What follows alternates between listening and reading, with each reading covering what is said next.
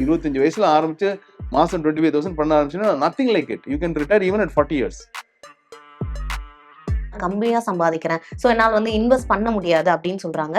Small income earners வந்து அவங்களால ஒரு லாங் பீரியட்ல வந்து நல்ல ஒரு இன்கம் அவங்களால வாங்க முடியுமா? Term insurance is the most cheaper or the most favorable term policy in terms of the insurance policies which is available. New investors வந்து என்னென்ன மிஸ்டேக்ஸ்லாம் அதில் வந்து பண்ணுவாங்க சார் எஸ்ஐபி வந்து ஸ்டார்ட் பண்ணும்போது?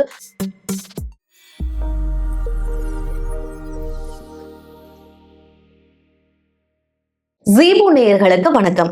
மியூச்சுவல் ஃபண்ட் எஸ்ஐபி போட்டாலே போதும் ஒரே நாள்ல கோடீஸ்வரர் ஆகிடலாம் அப்படின்னு பலருமே நினைக்கிறாங்க.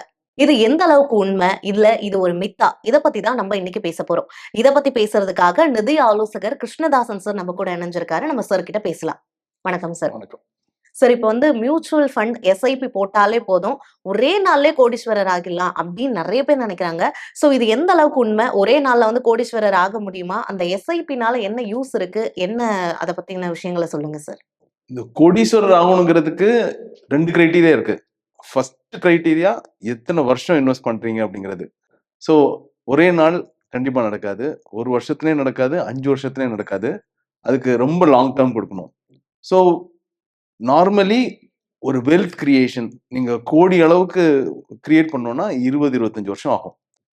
20-25 வருஷம் நம்ம சொல்லும்போது மாசம் ஒரு 25 மாதிரி இன்வெஸ்ட் பண்ற முடிஞ்ச கெப்பாசிட்டி இருக்கிற இன்வெஸ்டரா இருந்தா 20 years 25 years கொடுக்கும்போது அது மோர் தென் crore ஆகும். இப்போ 2 ஃபேக்டர் முக்கியம். இதுக்கு இடையில இந்த கோடீஸ்வரர் ஆகிற கனவுல இன்வெஸ்ட் பண்ணி 2வது 3வது வருஷத்துலலாம் சில நெகட்டிவா கூட ஆகலாம். மார்க்கெட் பெரிய லெவல்ல இறங்குச்சுன்னா அந்த டைம்ல கண்டிப்பா மார்க்கெட் இறங்கும் போது அதுக்கு ஏத்த மாதிரி இந்த இன்வெஸ்ட்மெண்ட்டோட வேல்யூவும் இறங்கும். ஸோ அந்த டைம்ல நிதானம் இல்லாம பயந்து போய் எக்ஸிட் பண்ணா தென் அந்த கோடி கிரியேட் பண்ற கனவாவே தான் இருக்கும், நனவாகாது. ஸோ எவ்வளவு லாங் டேர்ம் இன்வெஸ்ட் பண்றீங்க, எவ்வளவு அளவுக்கு டெம்பரமெண்டோட இருக்கிறீங்க, இடையில இந்த லெவலுக்கு நீங்க ஒரு மார்க்கெட் ஏற்ற இறக்கத்து வரும்போது உங்க எமோஷனை காமிக்காம ஹோல்ட் பண்ணி ஈக்விட்டினா இப்படிதான் இருக்கும், நான் இன்வெஸ்ட் பண்ணும்போது எனக்கு தெரியும் இந்த லெவலுக்கு இறங்கும் அப்படிங்கிறது. ஏன்னா ஒரு நல்ல ஃபண்டை சூஸ் பண்ணியிருக்கணும்.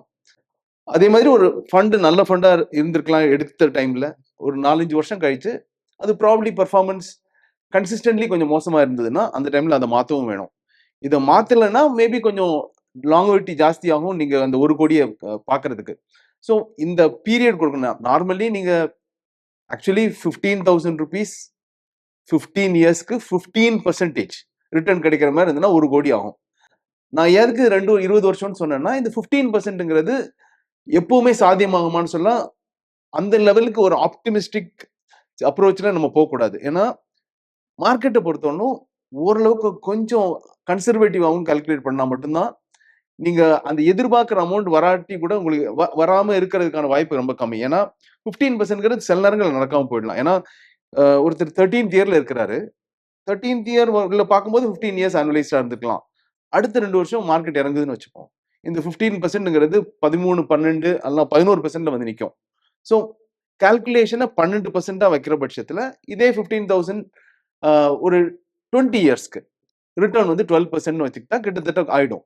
ஸோ இந்த லெவலுக்கு பீரியட் லெங்த் டைம் கொடுக்கணும். அதாவது விச் மீன்ஸ் 30 வயசுல ஆரம்பிச்சு 50 வயசு வரையிலும் அந்த அமௌண்ட் இன்வெஸ்ட் பண்ற பட்சத்துல இந்த கோடிக்கான கனவெல்லாம் சாத்தியம். ஓகே சார், ரொம்பவே தெளிவா சொல்லியிருந்தீங்க. இப்போ அடுத்ததா வந்து இப்போ இந்த எஸ்ஐபி இதுல வந்து ஃபாலோ பண்றதுக்கு எந்த 3 விஷயங்கள் இப்ப வெற்றி அடையணும், எஸ்ஐபி போட்டா வெற்றி அடையணும் அப்படின்னா அமௌண்ட், டைம், டிசிப்ளின் இதுல வந்து எது ரொம்ப முக்கியமா ஃபாலோ பண்ணணும்? ஒரு சாதாரண சம்பளம் வாங்குற ஒரு இன்வெஸ்டர் எதுல வந்து ரொம்ப அதிகமா வந்து கவனம் செலுத்தணும் சார்?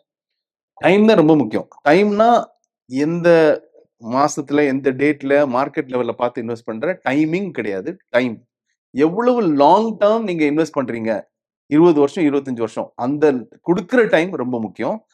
அதுக்கப்புறம் இன்ட்ரெஸ்ட் அமௌண்ட் ஐ மீன் அது எந்த அளவுக்கு க்ரோ ஆகுதுங்கிறது 12%, 15%, 10%.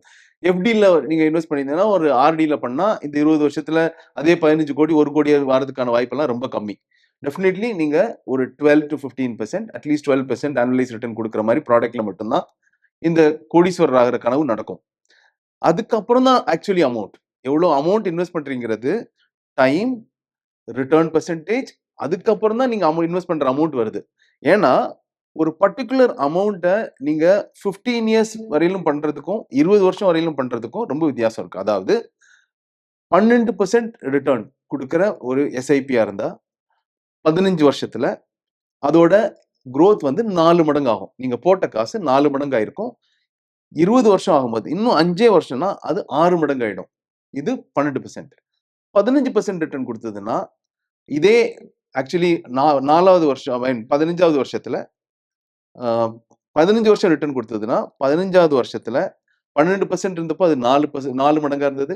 இங்க 15% ஆகும்போது அது ஆல்மோஸ்ட் 6 மடங்கு ஆயிடுது 15வது வருஷத்திலேயே. 20வது வருஷத்துல 15% ரிட்டர்ன் கொடுக்குற எஸ்ஐபி வந்து ஆல்மோஸ்ட் 10 மடங்கு ஆகும். ஸோ 5 இயர்ஸ்ல 6 to 10 டைம்ஸ் 12% 5 இயர்ஸ்ல ஆல்மோஸ்ட் 4 to 6 டைம்ஸ். அந்த அளவுக்கு மல்டிப்ளிகேஷன் இம்பாக்ட் வந்து பெரிய லெவல்ல நடக்கிறது 15-20வது வருஷத்துக்கு அப்புறம் தான். ஸோ அவ்வளோ டைம் கொடுக்க வேண்டியதா முக்கியம். பேஷன்ஸ் முக்கியம். ரொம்ப முக்கியமானது நம்ம இன்னைக்கு பார்க்கும்போது ஒரு இன்னைக்கு ஆக்சுவலி ஸ்மால் கேப் ஃபண்ட்ஸ் வந்து நெகட்டிவ் ரிட்டர்ன் கொடுத்துருக்கு லாஸ்ட் 1 இயர்ல. இது போன வருஷம் அதாவது 24க்கு முன்னாடி பார்த்திருந்தாங்கன்னா ஹையஸ்ட் ரிட்டர்ன் கொடுத்தது small and mid cap funds தான். ஸோ நம்ம இன்னைக்கு இன்வெஸ்ட் பண்ணும்போது போன வருஷம் போன 2 வருஷத்துல எந்த ஃபண்ட் நல்லா ரிட்டர்ன் கொடுத்துருக்கு, ஸ்மால் கேப் நல்லா கொடுத்துருக்கா, இருக்கிற காசை கொண்டு எல்லாத்தையும் ஒரு ஸ்மால் கேப்ல போடுவோம்னு நினைச்சவங்களுக்கு லாஸ்ட் 1 இயர் பெரிய ஏமாற்றமா இருந்திருக்கும். ஏன்னா ஸ்மால் கேப் நெகட்டிவ் ரிட்டர்ன் கொடுத்துருக்கு, லார்ஜ் கேப்பும் மிட் கேப்பும் பாசிட்டிவ் ரிட்டர்ன் கொடுத்துருக்கு. So any point of time நீங்க ஹிஸ்டரியை பார்த்துட்டு மோஸ்ட் ரீசென்ட் டைம்ஸ்ல பெஸ்ட் பெர்ஃபார்மர் எதுங்கிறத பார்த்து இன்வெஸ்ட் பண்ணக்கூடாது. நீங்க உங்க போர்ட்ஃபோலியோ எல்லா டைம்லயும் ஓரளவுக்கு நல்ல மாடரேட்டா அல்ல அதுக்கு மேல பெர்ஃபார்ம் பண்ணணும்னா எல்லாத்தோட கலவையும் இருக்கணும். லார்ஜ் கேப் இருக்கணும், மிட் கேப் இருக்கணும், ஸ்மால் கேப் இருக்கணும். இந்த மிக்ஸ் அஃப்கோர்ஸ் இதுக்கப்புறம் அசெட் அலோகேஷன்ல கோல்டு வருது, டெட் வருது, இதெல்லாம் கூட இருக்கணும். இந்த மிக்ஸ் இருந்தா மட்டும்தான் ஃபால் விழும்போது ஒரு மார்க்கெட் ஃபால்ல உங்க போர்ட்ஃபோலியோ ரொம்ப விழாது. மார்க்கெட் ஏற்றத்தை நோக்கி போகும்போது அஃப்கோர்ஸ் அந்த கோல்டு ஒருவேளை கோல்டும் டெட்டும் ஈக்விட்டி அளவுக்கு ரிட்டர்ன் கொடுக்காம இருக்கலாம். அது ஒரு நாள் அதோட வேலையை பார்க்கும். இன்னைக்கு நீங்க கம்பேர் பண்றீங்க, அது கொஞ்சம் சுமாரான ரிட்டர்ன் கொடுத்துருக்கும். பட் லாஸ்ட் 1 இயர் என்னாச்சு? Gold has done very well. இன்னும் லாஸ்ட் 2 இயர்ஸே ஃபார் தட் மேட்டர் நிஃப்டியை விட கோல்டு பெட்டராகவே பெர்ஃபார்ம் பண்ணியிருக்கு. அஃப்கோர்ஸ் இப்போ சில்வர் அதை விடையும் பெட்டரா பண்ணிட்டு இருக்கு. ஸோ இந்த மாதிரி மெட்டல்ஸை அதோட மோசமான காலத்துல நீங்க உதாசீனப்படுத்தி உங்க போர்ட்ஃபோலியோல சேர்க்கவே இல்லைன்னா அதோட குட் டைம்ஸ்ல நீங்க அதோட growthல நீங்க அட்வான்டேஜ் எடுத்துக்க மாட்டீங்க. அதுல நீங்க பார்ட்டிசிபேட் பண்ண முடியாம போயிடும். ஸோ அந்த அசெட் அலோகேஷனும் ரொம்ப முக்கியம்.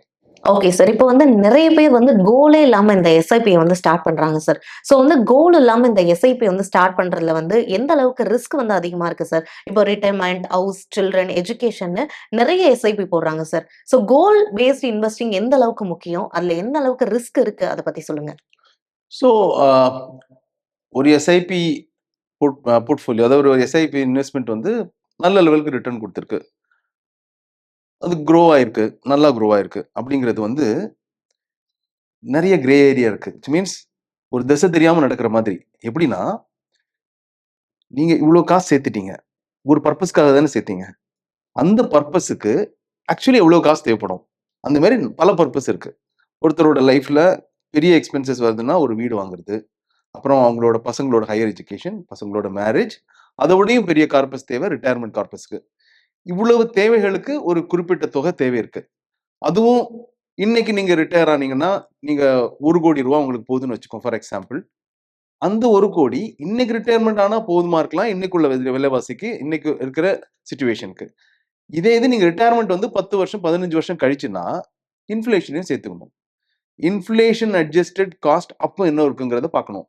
இது ஒவ்வொரு விஷயத்துக்கும் பொருந்தும். நீங்க ஒருவேளை 5 வருஷம் கழிச்சு வீடு வாங்க போறீங்கன்னா இன்னைக்கு 1 கோடி ரூபாய்னா 5 வருஷம் கழிச்சு ஒரு வருஷத்துக்கு அட்லீஸ்ட் 6% இன்ஃப்ளேஷன் வச்சு அது 5 வருஷத்துல என்ன காஸ்ட் ஆகும்? ஏன்னா இன்னைக்கு அதே 1 கோடி ரூபாய்க்கு வாங்க முடியாது. அந்த அட்ஜஸ்டட் காஸ்ட்ல தான் நீங்க வாங்க முடியும். இந்த மாதிரி ஒவ்வொரு கோலுக்கும் அந்த பர்டிகுலர் இயர்ல இன்ஃப்ளேட்டட் காஸ்ட் என்னவா இருக்குங்கிறத தெரிஞ்சுக்கணும்.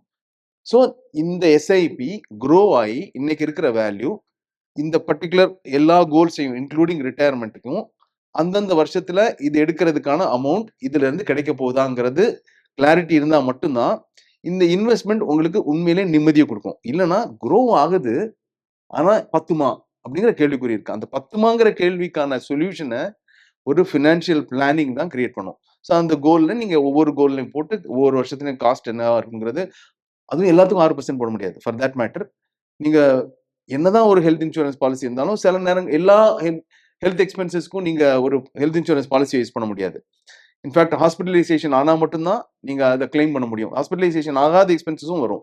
ஸோ ஒரு பர்டிகுலர் கார்பஸ் அதுக்காக நீங்க ஒதுக்கி வைக்கணும். சே ஒரு 10 லட்சம் 15 லட்சம் இன்னைக்குள்ள ரேட்டு படி வச்சுக்கணும்னு நினைச்சா, அண்ட் இது ரிட்டையர்மெண்ட்டுக்கு அப்புறம் தான் நீங்க நிறைய உங்களுக்கு செலவு வரும்னு நினைச்சீங்கன்னா, ஹெல்த்தோட inflation is almost 15%. Normal inflation தான் 6%. ஹெல்த்துக்கு இட்ஸ் 15%. ஹையர் எஜுகேஷனுக்கு இட்ஸ் ஆல்மோஸ்ட் 10%. ஸோ அந்தந்த பர்டிகுலர் டாபிக்கு பர்டிகுலர் கோலுக்கு இன்ஃப்ளேஷன் வேறுபடலாம். இதெல்லாம் நீங்க கால்குலேட் பண்ணி வச்சதுக்கு அப்புறம் தான் இந்த காசு உங்களை அங்க கொண்டு சேர்க்குதா, ஒவ்வொரு கோலுக்கும் கொண்டு சேர்க்குதாங்கிற உங்களுக்கு தெளிவு இருக்கும். ஸோ இந்த தெளிவு இல்லாம நீங்க எவ்வளவு குரோ ஆனாலும் இந்த கேள்விக்குறியோடய தான் இருப்பீங்க. ஸோ அது அபாயமா இல்லையோ, ஆனா உங்களுக்கு நீங்க பண்ணியும் உங்களுக்கு கிளாரிட்டி இல்லாம இருக்கிறீங்க. ஸோ இருக்கிற காசெல்லாம் கொண்டு போடுறீங்க, அது நல்லா குரோ ஆகுது, நல்ல பெரிய கார்பஸா வருது. பட் கோல்ஸ் பத்துமா? அண்ட் இதை போடும்போது நம்ம சொன்னதெல்லாம் ரொம்ப மேஜர் இம்பார்ட்டன்ட் கோல்ஸ் அப்படிங்கிறது உண்மை. அதுக்காக நம்ம வருஷத்துக்கு ஒரு வாட்டி எல்லாம் 2-3 வருஷத்துக்கு ஒரு வாட்டி ஒரு ஃபாரின் ட்ரிப் போகணும்னு ஆசை இருக்கலாம். அவங்கவுங்க எக்ஸ்பென்சஸ்க்கு, ஐ மீன் அவங்கவுங்க இன்கம்க்கு ஏற்ற மாதிரி. இது எல்லாமே கூட சாக்ரிஃபைஸ் பண்ணிட முடியாது. இதுவும் இன்னைக்கு 1 லட்சம் ரூபான்னு நினைக்கிறது நீங்க 10 வருஷம் கழிச்சு இது ஆக்சுவலி அப்படியே டபுள். ஸோ இது எல்லாத்துக்கும் நீங்க ஒரு இன்வெஸ்ட்மெண்ட் பண்ணும்போது அந்த இன்வெஸ்ட்மெண்ட் நீங்க கம்ப்ளீட்லி இன்கம் ஏர்னிங் ஃபேஸ்க்கு வெளியே வந்து நீங்க ரிட்டையர்மெண்ட் ஸ்டேஜ்ல இருக்கும்போது I'm talking about retirement financially, I mean in profession wise. அதுக்கப்புறம் நீங்க probably you may want to pursue your art interest or your writing interest or anything of that sort where உங்களுக்கு இன்னைக்கு தெரியாது அதுல இருந்து என்ன இன்கம் வருங்கிறது, விச் மீன்ஸ் அதுல இருந்து நீங்க இன்கம் டிபெண்ட் பண்ணி இருக்க முடியாது. ஸோ இன்கம் டிபெண்டன்சி கண்டிப்பா இந்த கார்பஸ்ல இருந்து தான் இருக்க போகுது. ஸோ இந்த கார்பஸ்ங்கிறது இந்த தேவைகளை தவிர நீங்க சம்பாதிச்சிருந்தா என்னென்ன அனுபவிச்சிருப்பீங்களோ, லைஃப்ல என்னென்ன ஹாப்பினஸ் எல்லாம் அனுபவிச்சிருப்பீங்களோ, என்னென்ன எக்ஸ்பீரியன்ஸ் எல்லாம் அனுபவிச்சிருப்பீங்களோ, அது அத்தனையும் உள்படுத்தி இந்த ஃபினான்ஷியல் பிளானிங் இருந்தா மட்டும்தான் அந்த அந்த கோல் ஆர் அந்த corpus is taking care of all your needs. அதெல்லாம் it will be a very compromised living where சிலது மட்டும் தான் நீங்க பிளான் பண்ணிருக்கீங்க, சிலதெல்லாம் நீங்க சாக்ரிஃபைஸ் பண்ணி இதெல்லாம் அனுபவிக்காமலே இருந்துருவீங்கன்னு ஆயிடும். ஸோ ப்ராப்பரா நீங்க பண்ணீங்க மட்டும்தான் எவ்வளவுதான் குரோ ஆனாலும் அது உங்களுக்கு போதுமானதாங்கிறத தெளிவு இருக்கும் உங்களுக்கு. Okay sir. அப்ப வந்து கோல் பேஸ்ட் இன்வெஸ்டிங் தான் வந்து ஒரு பெஸ்ட்டான மெத்தட் அப்படின்னு சொல்றீங்க. Okay sir. இப்போ வந்து ஒரு கோலுக்கும் வந்து தனித்தனியான எஸ்ஐபி வந்து போடணுமா? இல்ல காமனா ஒரே டைமா போட்டா போதுமா சார்? அது எப்படி? சரி, நார்மலி நீங்க பாத்தீங்கன்னா மேஜர் கோல்ஸை பொறுத்தவரைக்கும் தேர் ஆர் ஒன்லி 5-6 கோல்ஸ். தனித்தனியா எஸ்ஐபி வச்சுக்கணுமாங்கிறது நெசசரி கிடையாது. சரி, உங்களோட போர்ட்ஃபோலியோ டிசைன் பண்ணும்போது ஒரு 5 ஸ்கீமுக்குள்ள தான் நிக்குது அப்படின்னு தெரிஞ்சதுன்னா, ஒவ்வொரு அமௌண்ட்டையும் நீங்க ஒவ்வொரு அந்த வேல்யூ தான் நீங்க அந்த பர்டிகுலர் எஸ்ஐபிய அந்த பர்டிகுலர் ஃபண்டை நீங்க போய் அசைன் பண்ணணும்னு அவசியம் இல்லை. அந்த அமௌண்ட் இந்த டைம்ல இதுக்கு வளருது. ஸோ இதுல இருந்து நான் இவ்வளவு விட்ரா பண்றேன். ஸோ அந்த எஸ்ஐபி மறுபடியும் வளர்ந்துட்டு இருக்கு. அடுத்த கோல் வருது, அதுல இருந்து விட்ரா பண்றேன். அதுக்கேற்ற மாதிரி அஃப்கோர்ஸ் ஒரே ஒரு எஸ்ஐபி வச்சுக்க கூடாது. அட்லீஸ்ட் ஒரு 4-5 ஸ்கீம்ஸ்ல வச்சுக்கணும். அப்பதான் ஒரு டைவர்சிஃபிகேஷன் இருக்கும். மேபி ஒரு 6-7 கோல் இருக்குங்கிறதுக்காக 6-7 எஸ்ஐபி வச்சுக்கணுங்கிற அவசியம் இல்லை. ஒரு 4-5 எஸ்ஐபிஸ் வச்சுட்டு ஒவ்வொரு கோலுக்கும் நீங்க அசைன் பண்ணிக்க முடியும். Okay sir. இப்போ வந்து இன்கம் வந்து கம்மியா வருது. அவங்க வந்து இன்வெஸ்ட் பண்ணும்போது அதிகமான இன்கம் வந்து அவங்களால இப்ப நெறைய பேர் வந்து நான் கம்மியா சம்பாதிக்கிறேன். ஸோ என்னால வந்து இன்வெஸ்ட் பண்ண முடியாது அப்படின்னு சொல்றாங்க. ஸோ ஒரு ஸ்மால் இன்கம் ஏர்னர்ஸ் வந்து அவங்களால ஒரு லாங் பீரியட்ல வந்து நல்ல ஒரு இன்கம் அவங்களால வாங்க முடியுமா சார்? டெஃபினெட்லி முடியும். டைம் இருந்தா மட்டும் பர்டிகுலர்லி ஈக்விட்டி ஓரியன்டட் இன்வெஸ்ட்மெண்ட்ஸ்ல காலம் எல்லாத்துக்கும் பதில் கொடுக்கும். காலம் எல்லாத்தையும் கவர் பண்ணும், including your lack of sufficient investment. So இதுக்கு என்ன உதாரணம்னா, நம்ம ப்ராக்டிகலி நம்ம ரீசெண்ட் டைம்ஸ்ல த ஓல்டஸ்ட் ஃபண்ட் அப்படின்னு பார்த்து பார்த்தீங்கன்னா 1995ல வந்த ஸ்கீம்ஸ் எல்லாம் இருக்கு. இன்னைக்கு தேதிக்கு இந்த ஸ்கீம்ஸ் எல்லாம் 30 வருஷம் கம்ப்ளீட் பண்ணிடுச்சு. இந்த 30 வருஷம் கம்ப்ளீட் பண்ண ஸ்கீம்ஸ்ல 1000 ரூபாய் மாசம் இன்வெஸ்ட் பண்ணியிருந்தாலே அதோட வேல்யூ இன்னைக்கு க்ளோஸ் டு 2.7 2.8 crores 1000 ரூபாயோட. ஸோ 30 வருஷம் கொடுக்கணும். காசு என்னோட இன்கம் கம்மியா தான் இருக்கு. பட் அதை வந்து அட் வெரி ஏர்லி ஸ்டேஜ் நீங்க உணர்ந்துக்கணும். ஒரு 25வது வயசுலயே ஆரம்பிச்சிட்டாங்கன்னா எவ்வளவு கம்மியா இருந்தாலும் 1000 ரூபாய் தான் பண்ணா கூட 2.7 2.8 crores ஆயிடும். 55 வயசுல ரிட்டையர் ஆகிற ஒருத்தர் 2.8 crores வச்சிருந்தாருன்னா அவரோட இன்கம் லெவலுக்கு அவர் ஒரு level of standard of living தான் இருந்திருப்பாரு. அவரோட ஸ்டாண்டர்ட் ஆஃப் லிவிங்க்கு அந்த கார்பஸ் ஆனது அவர் அந்த ரிட்டையர் ஆகிற வயசுல என்ன இன்கம்ல இருந்தாரோ, என்ன லைஃப் ஸ்டைல்ல இருந்தாரோ, அதே லைஃப் ஸ்டைல 85 இயர்ஸ் வரையிலும் கண்டினியூ பண்ணி அதுல இருந்து மிச்சமும் எடுக்க முடியும். ஸோ இதுல சொல்யூஷன் என்னன்னா, எல்லாத்துக்குமே ஃபர்ஸ்ட் ஒரு இன்வெஸ்டர் ஆர் ஏர்ன் பண்றவரு அவரோட மாசத்திலேயே நான் எப்படியாவது கஷ்டப்பட்டு ஒரு 500 ஒதுக்கி வச்சிடணும். ஆனா ஒரு 1000 ஒதுக்கி வச்சிடணும்னு அந்த லெவலுக்கான காம்ப்ரமைஸ பண்ண முடியுமாங்கிறத ட்ரை பண்ணணும். சில லைஃப் ஸ்டைல் விஷயங்கள சில நேரம் கொஞ்சம் சாக்ரிஃபைஸ் பண்ண வேண்டியிருக்கலாம். ரூ. 50,000 மொபைல் வாங்குறதுக்கு பதிலா ஒரு ரூ. 30,000 மொபைல் வாங்க வேண்டியிருக்கலாம். இந்த மாரி ஒரு இன்னைக்கு தேதியில கேட்ஜெட்ஸ் தான் நெறைய காசு எடுத்துட்டு போறது. ஒரு 2 வீலரா இருக்கட்டும். இந்த மாரி விஷயங்கள் தான் நெறைய அட் ஏர்லி ஸ்டேஜ் பெரிய லெவல் ஆஃப் எக்ஸ்பெண்டிச்சர் இதுக்குள்ள தான் போறது. அங்க மட்டும் அந்த அந்த quality of bike or the standard of that பைக்ல கொஞ்சம் காம்ப்ரமைஸ் பண்ணிட்டாங்க ஆர் கேட்ஜெட்ல பண்ணிட்டாங்கன்னா, திஸ் இஸ் பாசிபிள். அண்ட் இந்த sacrifice at an early stage is priceless. அதான் சொல்றேன். ஒரு ரூ. 1000 உங்கள 2.25 கோடியில போய் நிறுத்த முடியும். அதுக்கான டைம் கொடுத்தீங்க. எதனால நடந்ததுன்னா, 25 வயசுலயே ஆரம்பிச்சதுனால. இதே 5 வருஷம் கழிச்சு ஆரம்பிச்சா கூட இதோட value significantly lower from this. Okay sir. இப்போ வந்து மார்க்கெட் வந்து வொலட்டிலிட்டி ஆகும்போது, அந்த டைம்ல இந்த எஸ்ஐபிய வந்து நம்ம வந்து தொடர்ந்து பண்ணலாமா? இப்போ வந்து மார்க்கெட் ஃபால் ஆகும்போது, அந்த எஸ்ஐபிய வந்து இல்ல நம்ம ஸ்டாப் பண்ணணுமா? இல்ல சேம் அமௌண்ட்லயே நம்ம திரும்ப இன்வெஸ்ட் பண்ணலாமா? ஸோ அந்த டைம்ல வொலட்டிலிட்டி டைம்ல இன்வெஸ்டர்ஸ் எதெல்லாம் வந்து மைண்ட்ல வச்சுக்கணும்? இந்த கேள்வி சமீப காலத்துல ரொம்ப ரெலவென்ட்டான கேள்வி. ஏன்னா, பயந்து ஸ்டாப் பண்ணவங்கலாம் இருக்காங்க. லாஸ்ட் 1 இயர் பர்ட்டிகுலர்லி அதுக்கு முந்தின வருஷம் நான் முன்னாடியே சொன்ன மாதிரி ஸ்மால் கேப்ஸ் நல்லா பண்ணதுனால, எல்லாரும் மொத்தமாவே கொண்டு ஸ்மால் கேப்ல போட்டவங்கலாம் ரீசென்ட் டைம்ஸ்ல நெகட்டிவ்ல இருக்கு. வளரவே இல்ல அப்படின்னு கம்ப்ளைண்ட் பண்ணி, ஒரு டிசப்பாயின்ட்மென்ட்டும், ஒரு ஃப்ரஸ்ட்ரேஷனும் வந்து நிறுத்துன மாரி ஒரு அ சென்ஸ் அந்த மாரி ஒரு சிச்சுவேஷன்ல இருக்காங்க. ஸோ இவங்களுக்கு சொல்ல வேண்டியது என்னன்னா, நீங்க பண்ண போற எஸ்ஐபி மினிமம் 5 இயர்ஸ்க்கு பண்ணுவீங்க, 10 இயர்ஸ் பண்ணுவீங்க. அண்ட் உங்க கோல்ஸ் எல்லாமே மோஸ்ட்லி 10 வருஷம், 15 வருஷம் கழிச்சு வரப்போறது. இந்த மார்க்கெட் கரெக்ஷனோ, ஒரு பேர் ஃபேஸோ, ஒரு லல் ஃபேஸோ, ஒரு ஸ்டாக்னன்ட் ஃபேஸோ is a very temporary phase. So அந்த ஃபேஸ் வந்து எ இ கூடிய சீக்கிரங்கள்ல சில மாதங்கள்ல அந்த ஃபேஸ் கவர் ஆகி போய் பழைய பீக்கையும் கிராஸ் பண்ணி மார்க்கெட் போகும். இதுதான் எல்லா ஃபால்லயும் நடக்கிற விஷயம். ஒரு டிப் இருக்கும். அதுக்கப்புறம் மேல போய் பழைய பீக்கையும் கிராஸ் பண்ணி போகுங்கிறது தான் உண்மை. காலப்போக்குல அதுதான் நடக்கும். ஸோ இந்த உண்மையில உங்க எஸ்ஐபிக்கான ஃபேக்ட் என்ன? இந்த எக்ஸிஸ்டிங் இன்வெஸ்ட்மென்ட் நீங்க இதுவரையிலும் அக்குமுலேட் பண்ண இன்வெஸ்ட்மென்ட் கொஞ்சம் டிராப் ஆயிருக்குங்கிறது உண்மை. அது இன்னைக்குள்ள வேல்யூ மட்டும் தானே. நீங்க எக்ஸிட் பண்ண போறது இன்னைக்கு இல்லையே. இன்னும் 5 வருஷம் கழிச்சோ, 10 வருஷம் கழிச்சோ, அந்த டைம்ல மார்க்கெட் ரெக்கவர் ஆகி வேற ஒரு ஜோன்ல நிக்கும். ஸோ இன்னைக்குள்ள வேல்யூவா இருக்காது அந்த டைம்ல இருக்கிற வேல்யூ. ஸோ இன்னைய கவலை வந்து இஸ் இர்ரெலவன்ட் டு யூ பிகாஸ் நீங்க எடுக்க போறது இன்னைக்கு இல்ல. நீங்க எடுக்க போற டைம்ல என்ன மார்க்கெட் லெவல்ல இருக்குங்கிறது தான் முக்கியம். அண்ட் நீங்க ஒரு லாங் டெர்ம் குடுத்துட்டாலே எவ்வளவு இறக்கங்கள் இடையில வந்தாலும் ஒரு 12% ரிட்டர்ன் வரதுக்கான வாய்ப்பு நெறையவே இருக்கு. 1. நம்பர் 2 கான்ட்ரரியா நீங்க பார்த்தீங்கன்னா, நீங்க ஆக்சுவலி சந்தோஷப்படணும் மார்க்கெட் இறங்குச்சுன்னா. ஏன்னா, என்னோட போட்ட காசெல்லாம் வேல்யூ குறைஞ்சிருக்கு. That is a notional scenario, temporary scenario it will cover. But இந்த ஃபால்ல ஐ ஹேவ் அன் ஆப்பர்ச்சுனிட்டி. இன்னைக்கு நான் இன்வெஸ்ட் பண்ண போறேன். இந்த மாசத்துல என்னோட investment, SIP investment is going to be at a lower price than the previous month. And that is fixed. So நான் இன்னைக்கு கம்மியான பிரைஸ்ல வாங்குறேங்கிறது ஒரு நிதர்சனமான உண்மை. ஆனா எக்ஸிஸ்டிங் வேல்யூ இறங்கி இருக்குது. It's a notion which is going to cover up in the future. So இந்த உண்மை உங்களுக்கு சாதகமான உண்மை. ஸோ உங்களோட ஃபண்ட் கரெக்டான ஃபண்ட் இருந்ததுன்னா, டெஃபினெட்லி மார்க்கெட் இறங்கும்போது இது இறங்கியிருக்கும். நீங்க கம்மியான பிரைஸ்ல வாங்குறீங்க. அதோட அட்வான்டேஜ் தான் உங்களுக்கு இருக்கே தவிர, அதனால நீங்க டிசப்பாயிண்ட் ஆயிடக்கூடாது. ஒன்லி திங் இஸ் கொண்டு எல்லாத்தையும் ஒரு கேட்டகரியில, அல்ல ஒரு செக்டார் நல்லா பண்ணிச்சுன்னு ஒரு பெரிய செக்டர் ஒரு செக்டரல் ஃபண்ட்ல, அல்ல ஃபியூ செக்டரல் ஃபண்ட்ஸ்ல இந்த மாதிரி ரீசென்ட் வின்னர்ஸ்ல கொண்டு கம்ப்ளீட் அமௌண்ட்டையும் கொண்டு போடக்கூடாதுங்கிறத மட்டும் தான் பார்த்துக்கணுமே தவிர, எஸ்ஐபி மார்க்கெட் ஃபால்ங்கிறது ஆக்சுவலி எஸ்ஐபிக்கு சாதகமானதுங்கிறது தான் உண்மை. ஆக்சுவலி எஸ் இன்னைக்கு எக்ஸிட் ஆக போறவங்க முன்னாடி இருந்ததை விட கொஞ்சம் வேல்யூ டிராப் ஆயிருக்குமே தவிர, இன்னைக்கு எக்ஸிட் பண்ணாதவங்களுக்கு அது actually it's good news.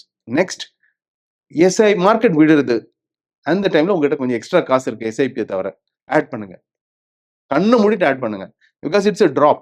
You are buying at a price which is lower than your previous price. So and you have money now. கொஞ்சம் எக்ஸ்ட்ரா டாப் அப் பண்ணி அடிஷனலா பண்ணுங்க. அதுவும் கூட சேர்த்து உங்களுக்கு பிரயோஜனப்படும் in terms of the growth. Okay sir. இப்போ SIP கூடவே வந்து இன்சூரன்ஸ், எமர்ஜென்சி ஃபண்ட் இதுல இன்வெஸ்ட் பண்றது ஏன் முக்கியம்? ஏன்னா, இப்ப நெறைய பேர் வந்து மியூச்சுவல் ஃபண்ட்ல தான் சார் ஃபோக்கஸ் பண்றாங்க இன்வெஸ்ட் பண்றதுக்கு. ஸோ எமர்ஜென்சி ஃபண்ட், இன்சூரன்ஸ் இதுல வந்து இன்வெஸ்ட் பண்ணாம இருக்கிறது எந்த அளவுக்கு பிரச்சனைகள கொடுக்கலாம்? ஸோ எஸ்ஐபியை பொறுத்தவரையிலும் இது ஒரு லாங் டேர்ம் கார்பஸ்க்காக கிரியேட் பண்ணது. இதை போய் இடையில போய் தேவைகளுக்கெல்லாம் சின்ன சின்ன தேவைகளுக்கெல்லாம் இதை டிஸ்டர்ப் பண்ணவே கூடாது. பண்ணீங்கன்னா அந்த காம்பவுண்டிங் growth டிஸ்டர்ப்ட் ஆகும். அது அது டிஸ்டர்ப்ட் ஆகாம டிஸ்டர்ப் ஆகாம பார்க்கணும்னா லாங் டேர்ம்க்கு போடுற ஒரு ஈக்விட்டி ஃபண்ட்ல போடுற எஸ்ஐபியை டிஸ்டர்ப் பண்ணவே கூடாது. பட் எஸ் எனக்கு இடையில எமர்ஜென்சி சுச்சுவேஷன் வரலாமே, அந்த டைம்ல நான் என்ன பண்றது? அதுக்குன்னு ஒரு 3 to 6 மந்த்ஸ்க்கான தேவையான காசு. அதாவது உங்க 3 மாச சம்பளம் அல்ல 6 மாச சம்பளம் அட்லீஸ்ட். இந்த அமௌண்ட் எவ்வளவோ ரூ. 1,00,000 மாச சம்பளம்னா ஒரு 6,00,000த்துக்கான ஒரு எமர்ஜென்சி கார்பஸ கிரியேட் பண்ணிக்கணும். அதையுமே நீங்க போய் ஒரு சேவிங்ஸ் அக்கவுண்ட்ல வச்சுக்கணும்னு அவசியம் இல்ல. சேவிங்ஸ் அக்கவுண்ட்ல 2% தான் உங்களுக்கு கிடைக்க போகுது. ஒரு லிக்விட் ஃபண்ட்ல வச்சுக்கலாம். ஒரு லிக்விட் ஃபண்ட்ல நீங்க வச்சுக்கிட்டீங்கன்னா அரவுண்ட் 6% வரையிலும் ரிட்டர்ன் கிடைக்குது. Much more then almost 2 to 3 times your savings அக்கவுண்டோட இன்ட்ரெஸ்ட். இன்னைக்கு தேதிக்கு பெரும்பாலான லிக்விட் ஃபண்ட்ஸை பொறுத்தவரையிலும் எனி பாயிண்ட் ஆஃப் டைம் நீங்க up to ₹50,000 or 95% of the value whichever is the lower amount. So ₹50,000 or 95%. இதுல எது லோவரோ அந்த அமௌண்ட்டை நீங்க போய் இன்ஸ்டன்டா வித்ட்ரா பண்ணி இன்ஸ்டன்டா உங்க அக்கௌண்ட்டுக்கு வந்துடும். ஸோ சேவிங்ஸ் அக்கௌண்ட் வச்சாதான் நீங்க போய் ஏடிஎம்ல எடுக்க முடியுங்கிற மாதிரி அவசியம் இல்லை. ஆப் மூலமா இன்ஸ்டன்டா எடுக்க முடியும் up to ₹50,000. So you get a better interest also. Then you are talking about term insurance. Term insurance is even more important. Why? நம்ம எஸ்ஐபி பத்தி சொல்லும் போதெல்லாம் காலம், அதாவது டைம் கொடுக்கணும். ஒரு 20 வருஷத்துல பெரிய காம்பவுண்டிங் நடக்கும், பெரிய கார்பஸ் கிரியேட் பண்ணணும்னு சொன்னோம். இதெல்லாம் சாத்தியம். இப்போ நான் ஒருத்தர் இன்வெஸ்ட் பண்றாருன்னா அவர் உயிரோடு இருந்தா சாத்தியம். அதுக்கு யாரும் உத்தரவாதம் வாங்கிட்டு வரல. அது anything can happen to anybody any time. So நான் இருந்தா அது என் ஃபேமிலியை காப்பாற்றும். இல்லைன்னா இப்போ நான் ஒருத்தர் எஸ்ஐபி ஆரம்பிக்கிறாரு, 2வது வருஷத்திலே he bosses away. Unfortunate incident. ஒரு வருஷத்துல என்ன எஸ்ஐபி சேர்த்திருப்பாரு? அது என்ன பெருசா குரோ ஆகி அவரோட சம்பளத்துக்கு ரீப்ளேஸ்மெண்ட்டா அந்த ஃபேமிலிக்கு போய் சேரும்? இம்பாசிபிள். ஸோ இதுக்கும் ஒரு ப்ரொடெக்ஷன் வேணும். இது ஒரு இம்ப்ராபபிள் சினாரியோ கிடையாது, இம்பாசிபிள் சினாரியோ கிடையாது. யாருக்கும் தெரியாது. ஸோ அப்படி ஒரு ரிஸ்க் இருக்கிறதுனால you should have a term insurance. Term insurance is the most cheaper or the most favorable term policy in terms of the insurance policies which is available. அதாவது ஒருத்தரோட ஏஜை பொறுத்து வச்சு அவர் கட்டுற பிரீமியமோட 1000 மடங்கு மேல வரையிலும் கவர் கிடைக்க வாய்ப்பு இருக்கு. யங்கரா இருக்கிறவங்களுக்கு 1000 மடங்குக்கு மேல ஆனுவல் பிரீமியம் என்னவோ அதுக்கு 1000 மடங்குக்கு மேல வரையிலும் பிரீமியம் உங்களோட கவர் இருக்கிறதுக்கான வாய்ப்பு இருக்கு. ஸோ இதுக்கான பிரீமியம் ரொம்ப கம்மி. அதாவது ஒரு 30-35 வயசு உள்ள ஒருத்தர் 1 கோடிக்கான கவருக்கு வருஷத்துக்கு ஆல்மோஸ்ட் ₹20,000 பிரீமியம் கட்டினாலே போதும். ஸோ இந்த ₹20,000 per year should give you a lot of comfort. And ₹20,000 ஃபேமிலியோட ஒரு 10 வாட்டி ரெஸ்டாரண்ட் போயிட்டு வந்தா செலவாகிற காசு. அந்த அமௌண்ட்டை நீங்க இதுக்கு கொடுத்துடணும். So you have a peace of mind that எனக்கு ஏதாவது ஆச்சுன்னா இது இருக்கு. In case I live longer then there is an SIP investment which helps me. So எல்லா சினாரியோவுக்கும் ஃபினான்ஷியலி ப்ரொடெக்ட் பண்ணிக்கிட்டா மட்டும்தான் நீங்க சென்சிபிளா உங்க ஃபினான்சஸை பார்த்துக்கிறீங்க அப்படிங்கிறது அர்த்தம். ஸோ அதுக்கு இந்த எல்லாமே முக்கியம். Okay sir. இப்போ வந்து நியூ இன்வெஸ்டர்ஸ் வந்து என்னென்ன மிஸ்டேக்ஸ்லாம் அதுல வந்து பண்ணுவாங்க சார்? எஸ்ஐபி வந்து ஸ்டார்ட் பண்ணும்போது அவங்க அதிகமா பண்ணக்கூடிய major beginner and common mistakes என்னென்ன? ஒரு நிதி ஆலோசகரா என்ன பிராக்டிகல் அட்வைஸ் வந்து நீங்க கொடுக்க போறீங்க? ஒண்ணு, எனக்கு எவ்வளவு எக்ஸ்பென்சஸ் இருக்கு, எக்ஸ்பென்சஸ்க்கு அப்புறம் எவ்வளவு காசு மிஞ்சுது, அதை நான் எஸ்ஐபி பண்றேன் அப்படிங்கிற கான்செப்டே தப்பு. நம்மளோட தம்பு ரூல் என்ன சொல்லுதுன்னா, உங்களோட லைஃப்ல உங்களோட காசு உங்களோட இன்கம்ல 50% உங்களோட தேவைகள் நீட்ஸ் எல்லா எக்ஸ்பென்சஸ்க்கெல்லாம் அட்லீஸ்ட் 50% அதுக்கு போயிடும். That's how the calculations work. And நீங்க 30% வாண்ட்ஸ்க்கு வச்சுக்கலாம். வாண்ட்னு சொல்றது ஆசைகளுக்கு, என்டர்டைன்மெண்ட் அண்ட் ஆல் அதர் ஆசைகளுக்கு 30% ஆஃப் தட் வச்சுக்கலாம். 20% ஆவது சேவிங்ஸ்க்கு போகணும் அப்படிங்கிறது தான் தம்பு ரூல். இப்போ அதனால 20% தான் பண்ணணும்னா அவசியம் கிடையாது. இன்னைக்கு பர்டிகுலர்லி ஒரு 25 இயர்ஸ்ல ஒருத்தர் வேலைக்கு வரும்போது இன்னைக்கு இருக்கிற salary levels are very high. And இவங்க வந்து அவங்க ஃபேமிலியோட இருக்காங்க, த ஹோம் அது அங்கே தான் சாப்பிட்றாங்க அப்படின்னா உங்களுக்கு ஆக்சுவலி பெரிய செலவெல்லாம் கிடையாது. கொஞ்சம் கேட்ஜெட்ஸ், கொஞ்சம் ட்ரெஸ் தவிர பெரிய செலவுலாம் கிடையாது. 50,000 ரூபாய் சேலரிலலாம் நிறைய பேர் ஆரம்பிக்கிறாங்க. அதுக்கு மேல வாங்குறவங்களும் இருக்காங்க. 50,000 rupees and all is possible. அவங்க ஆக்சுவலி 25,000 ரூபாய் தேவைக்கு அதிகம். ஆக்சுவலி அவங்களுக்கு 20,000 ரூபாய் அவங்க செலவுக்கு ஃபேமிலியோட இருக்கிறவங்களுக்கு மிச்சம் 25,000 ரூபாய் இருக்கு, which is 50%. ஸோ அந்த ஸ்டேஜ்ல கம்ப்ரோல் 20% தானே சொல்லுது, 20% பண்ணா போதும் அப்படின்னு சொல்லி பண்ணக்கூடாது. 25,000 பாசிபிளா 25,000 பண்ணுங்க. அண்ட் முன்னாடியே சொன்னோம், ஏர்லியர் 25 வயசுல ஆரம்பிச்சு மாசம் 25,000 பண்ண ஆரம்பிச்சுன்னா nothing like it. You can retire even at 40 years. It's possible.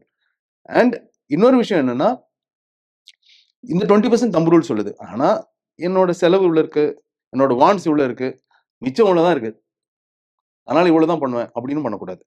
Actually இந்த 20% இன்வெஸ்ட்மெண்ட்ங்கிறத ஃபர்ஸ்ட் வேலையா எடுத்து மாத்தி வச்சிடணும். மிச்சம் இருக்கிறத வச்சு என்னோட அதர் எக்ஸ்பென்சஸ், நீட்ஸை ஓட்டுவேன், வான்ஸையும் ஓட்டுவேன். இது எக்காரணம் ஒன்றும் இதை தொடமாட்டேன் அப்படிங்கிற ஒரு கண்ட்ரோல் இருக்கணும், ஒரு கட்டுப்பாடு இருக்கணும். இது ரொம்ப முக்கியம். தென் ரீசெண்ட் பெர்ஃபார்மர்ஸ் என்ன அப்படிங்கிறத பார்த்து போய் இன்வெஸ்ட் பண்ணக்கூடாது. And when I say SIP, மாசம் டு சம் எக்ஸ்டென்ட் ஒரு கோல்டு ஃபண்ட்ல போடலாம். That can be 10-15% of the overall investment. இது எல்லாத்தோட கலவையா இருக்கணும். ஈக்விட்டியை பொறுத்தவரைக்கும் பர்டிகுலர்லி சிறு முதலீட்டாளர்கள் செக்டரல் ஃபண்ட்ஸ், திமேட்டிக் ஃபண்ட்ஸை தேடி போகக்கூடாது. ஒரு mix of large, mid and small cap இருக்கிற டைவர்சிஃபைட் ஃபண்ட்ஸ்ல தான் போடணும். இதெல்லாம் சேர்த்து பண்ற பட்சத்துல, அண்ட் ரொம்ப முக்கியம், எவ்ரி இயர் உங்க சேலரி இன்க்ரீஸ் ஆகுது. அந்த சேலரி இன்க்ரீஸ் எவ்வளவோ அதுக்கேற்ற மாதிரி உங்க இன்வெஸ்ட்மெண்ட்டும் இன்க்ரீஸ் பண்ணணும். நிறைய பேர் என்ன பண்ணுவாங்க, லைஃப் ஸ்டைலை மட்டும் இன்க்ரீஸ் பண்ணிப்பாங்க, இன்வெஸ்ட்மெண்ட் அப்படியே இருக்கும். அது பண்ணக்கூடாது. Life style to that proportion increase பண்ணிக்கோங்க. எல்லாமே டு தட் ப்ரொபோர்ஷன் இன்க்ரீஸ் ஆகணும். Definitely your investment should increase.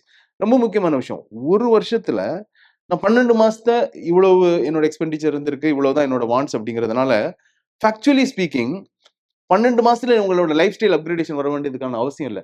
Maybe once in 3 to 5 years you can do a meaningful upgradation. Every year பண்ணுங்கிறது அவசியம் இல்லை. which I mean அந்த entire increment in salary actually can go towards investment.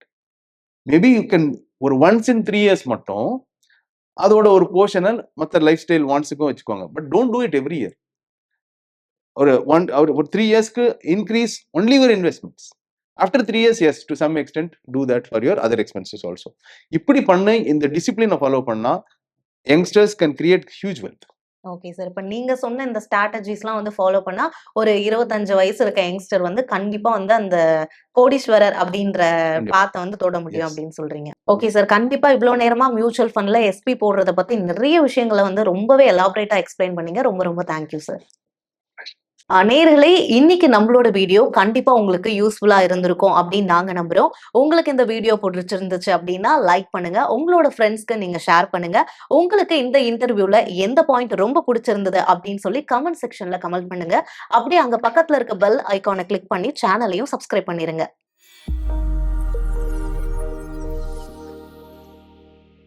Investment in security markets are subject to market risk. Read all the related documents carefully before investing.